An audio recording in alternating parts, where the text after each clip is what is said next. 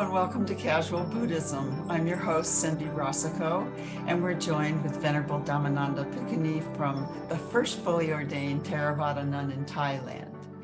And Sarah Draper is our guest this week, and she is a returning guest. So welcome back, Sarah.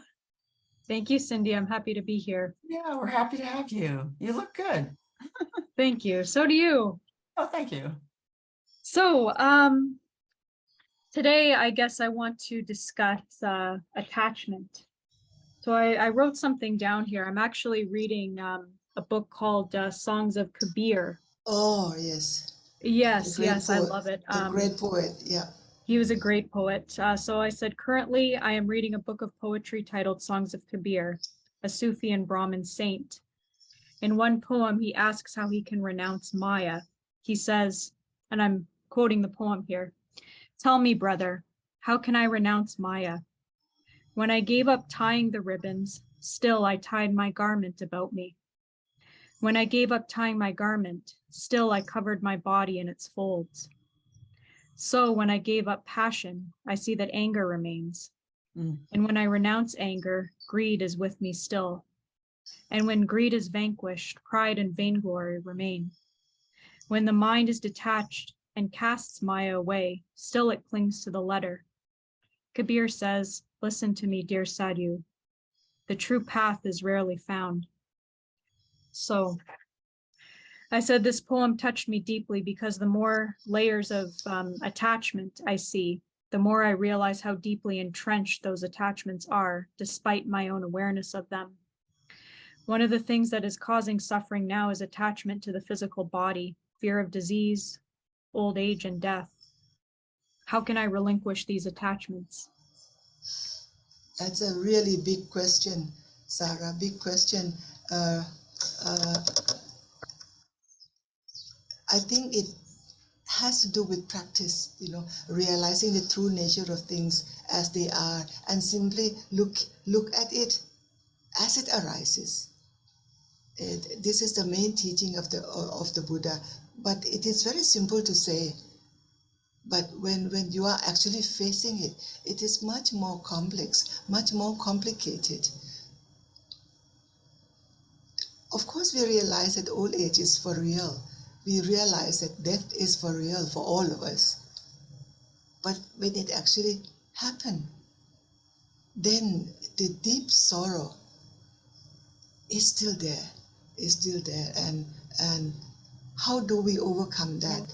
It's simply coming back to the mind, to understand the nature of mind, to realize that the function of the mind, number one, is to note, just simply to note. And number two, secondary function is to think.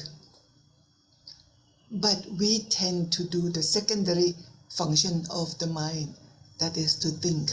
And when you do the thinking, you also add up past and future into your thinking process. Sometimes we fear of old age because we are not experiencing it yet, so we imagine the worst. But when actually when death happens, it can be so simple. It can be so simple. But because we have this great fear about the idea of it, So the suffering that we are going through is often worse than the reality. So come back to this simple function of the mind is to note, simply to note things, understanding the nature of things as it is, and simply to note. Step back, as though you're looking at yourself, but step back as though you are looking at somebody else's. That helps to understand this point. But it is, of course, very deep reflection to come to this point of what Kabir is talking about. Yes, the more you read his work, the more you will appreciate how same like Gitanjali, Same like Gitanjali by Rabindranath Tagore.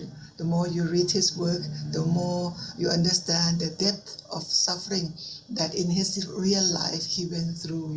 He lost his daughter, and soon he lost his wife, and soon he lost his son in the same year. So the poet had gone through such suffering, and when they are able to express that suffering in words, in written words, so that's why it carries much more meaning than anyone could imagine. That is the power of poetry also. Power of poetry. I've been enjoying it so much lately. I've read Rumi, Hafiz, Kabir, and I actually do have Gitanjali as well. Yes, please do read Gitanjali also. Yes, that was beautiful. Thank you so much. Do you have anything to add, Cindy? I just wondered, Venerable, do you have a poet who has particularly moved you, that you really enjoy reading, that maybe you come back to during, I don't know, times when you like to reflect on certain things? Gitanjali is one of them. That's simply because I graduated from Shantiniketan, the place where the poet actually founded a university. So of course I was much moved by his work, and not only his work, not only in poetry, he also wrote a play, so the students, read his work and put it into play, even up till now.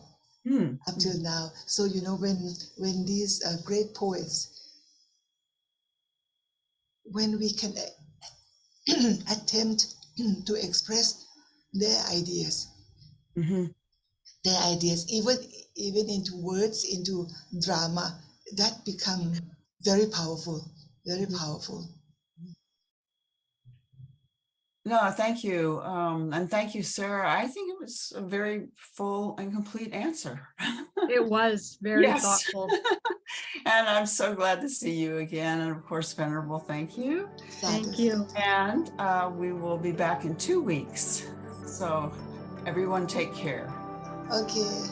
Okay. Bye.